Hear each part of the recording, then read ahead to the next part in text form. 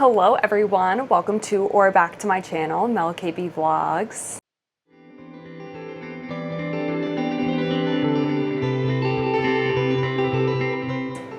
If you're new here, hi, nice to meet you. My name is Mel. I'm an equity actor who has been living in New York City for almost 10 years, and I vlog all about what it is like to be in this crazy business, so make sure you subscribe. So we're gonna do a little sit-down video because I got a comment from F. Bueller, I think that's how you pronounce it, and it inspired me to make this video. So I was recently talking about a dance call and they asked, how do you remember all of that choreography and perform it and perfect it in a few hours? And I was like, well, number one, it's not a few hours, it's usually like 40 minutes or less. And the first part of the question, how do you do it? There's a lot that goes into it. So I'm gonna walk you guys through kind of what to expect in a Broadway dance audition, like what it's actually like. And then I'll give you some tips and tricks and kind of how I personally get through those calls. So let's get into it. Okay, so when you go to a dance audition for a Broadway show, you get in the room, they'll have a certain amount of people that go in the room, usually somewhere between 25 and 35, and there will be the choreographer or the associate choreographer who is running the audition, and then there will be the casting team who usually sits on the side at like a table, and the choreographer runs the whole audition practically. So they'll usually, everyone comes in, you file in, they will say, thank you for coming in to audition for Wicked. And then they'll usually give you context for what you're about to learn. So they'll be like, this is a section from Dancing Through Life. We call this the blah, blah, blah, blah, blah. And it's just a short snippet of the choreography, and we're really looking for the style and the transitions. Like they'll tell you kind of what they're looking for. Sometimes they won't. And yeah, then they're usually like, all right, let's get into it. So then they start teaching the combo. One thing that's kind of like nerve-wracking about auditions is you never know how long the combo is gonna be. So for example, the other day I went to a dance audition and the choreographer, it was for a regional production of, I don't even remember. What was it for? A regional production of Guys and Dolls. And the choreographer was like, we're gonna make it quick and easy. I made up a combo that, you know, shows me everything I need to see in a short time span. So it was probably 4 counts of 8, which if you're not a dancer, like 1, 2, 3, 4, 5, 6, 7, 8 is a count of 8. But some choreography, a count of 8 will be like so intricate. They'll be like, I don't know, there will be something on every 1 and 2 and 3 and 4 and 5 and 6 and 7 and 8, like you don't know. Or it'll be like 4 moves in a count of 8. So that's also like, yeah, I could say 4 counts of 8, but it could be the hardest 4 counts of 8 of your life. Or it could be something nice and simple. Luckily, the other day, it was very straightforward steps and movement and things that, you know, it just flowed. But then other auditions, like I auditioned for Paddington the other week, and that was long. Like the choreographer just kept going and going, and I was thinking in my head, like, when's the last move gonna be? When's it gonna wrap up? And it just kept going, and each 8 count had so many specific things. Like we were like doing things with our fingers while like your head went one way and your hips went another, and it was like 1 and 2 and all this stuff and I don't know, crazy.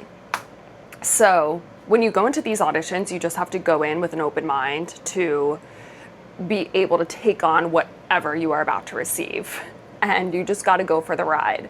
So every choreographer is different, every show is different, so I can't really tell you like an exact method or formula of how these dance calls run, but generally like you're just taught a combination just like you would be in if you take dance classes. And then I would say generally they'll split, so they'll be like, okay, now let's split the room in half. All right, this side you come out first just so you have room to try out the combo. Because usually when you're learning, it's like very packed, like you're like, oh, I have nowhere to go. So they'll split the room, then you're able to kind of dance it full out for the first time, either in like halves or they'll split it in thirds, and you'll do that kind of back and forth. I would say maybe 2 times. So you get like 2 times to actually put it in your body and do the dance. And then usually after that, the choreographer will give a few more details like, oh, I'm seeing this, I'm seeing this. And then you'll kind of mark it one more time as a big group, and then you audition it. So also depending on how long the combo is or how quickly the choreographer teaches. You know, I've had auditions where we've spent 10 minutes learning, or I've had auditions where we've spent 30 to 40 minutes learning. You just don't know. But I would say the max that I'm ever in the room is an hour. So you learn and then you go to the side, and that's when casting comes up to the front of the room. They have the headshots and they will call out groups. This also changes. Sometimes you could dance in groups of 3, 4, 5, but on average, I would say 4 is pretty much the norm. And they'll say, okay, Melissa upstage right, Jennifer downstage, and they tell you where to go in your spots. You run out, you perform the combo. Usually you switch lines, do it again, and then that's it. So before you actually audition it, you will get like 2 times to actually dance the combo full out before you do it. But I also have been to auditions where we never even split up and they're just like, okay, let's audition it. And you're like, I don't even know how to do this one part, like freaking out. So truly every experience is very different. And I think that's what makes dancers so wonderful, because we are just able to mold ourselves into like who we need to be in that moment and figure out how to make things work, figure out how to get ourselves together to make it all happen. And yeah, when you're first starting out, it's very nerve-wracking, but once you kind of like get in there and you do it often, it's not as scary. And even if you like completely blank on the choreography, or you know, you screw up in the combo, sometimes it can feel like, oh my God, I want to die. But other times, or most of the time, you just kind of brush it off, because nobody's perfect all the time.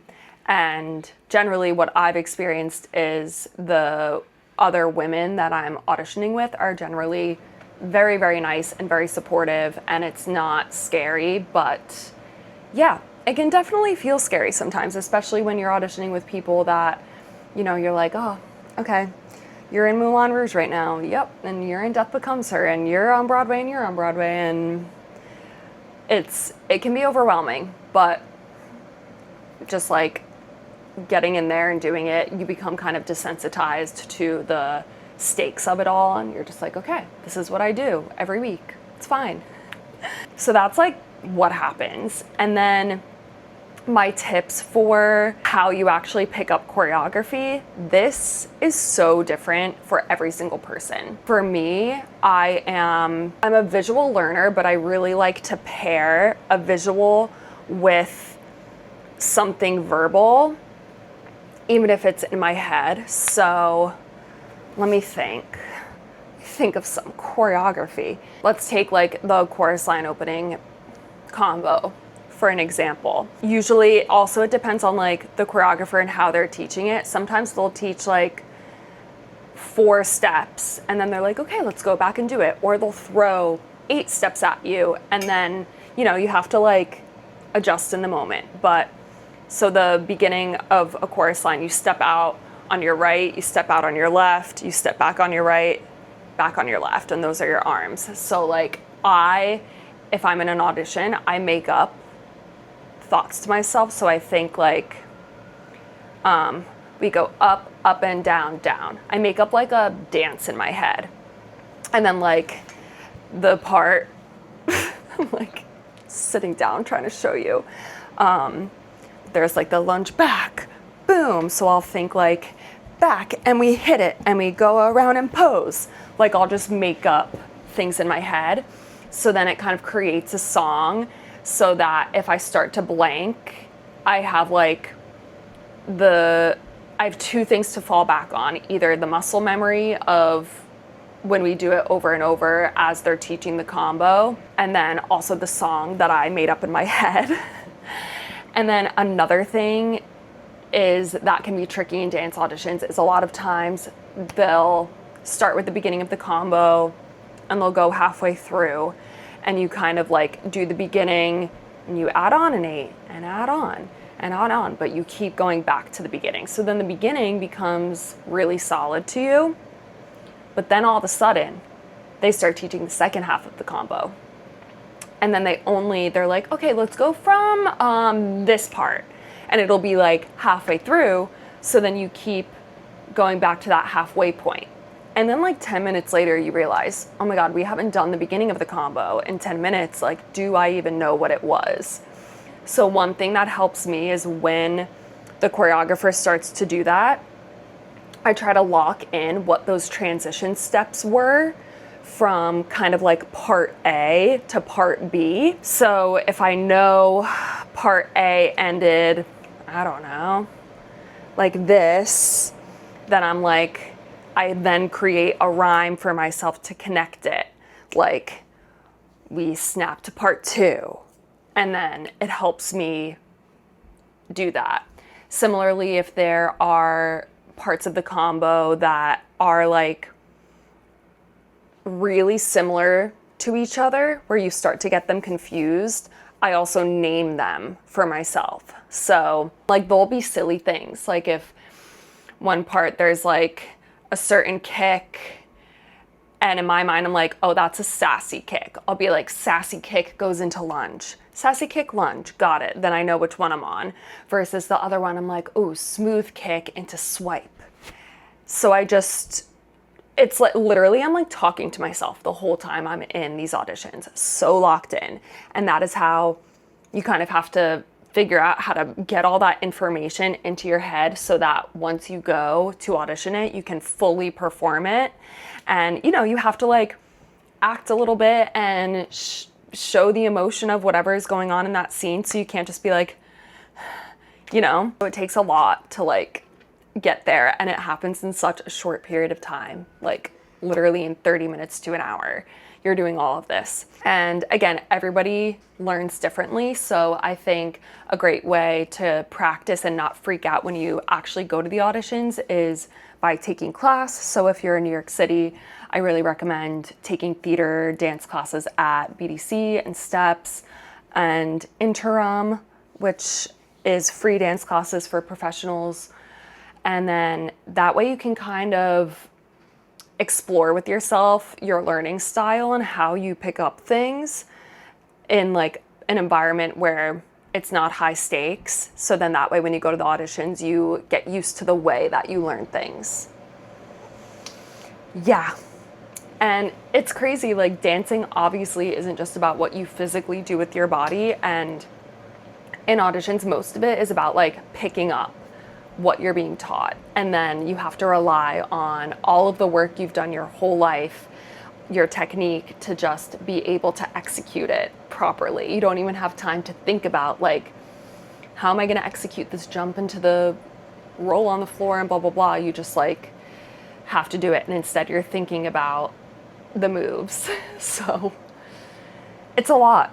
It's crazy. But yeah, I just wanted to share all that goes into this. And, you know, when we're going to dance calls every day, like it takes a lot out of you. Just that 1 hour, it takes so much stamina in here and then also physically. And yeah, a lot of times I'm like wiped after a dance audition because I put so much of myself into that to make it happen. And yeah, I truly think dancers should get a lot more credit than they do. We're doing like crazy things on a daily basis. So yeah, if you have any dancers in your life or if you're a dancer, pat on the back. I think you're amazing. Love. Okay, that is it for this video. If you want more sit-down videos like this, let me know. I would love to chat about more things and just give you guys information or helpful tidbits. And that is it. Okay, bye.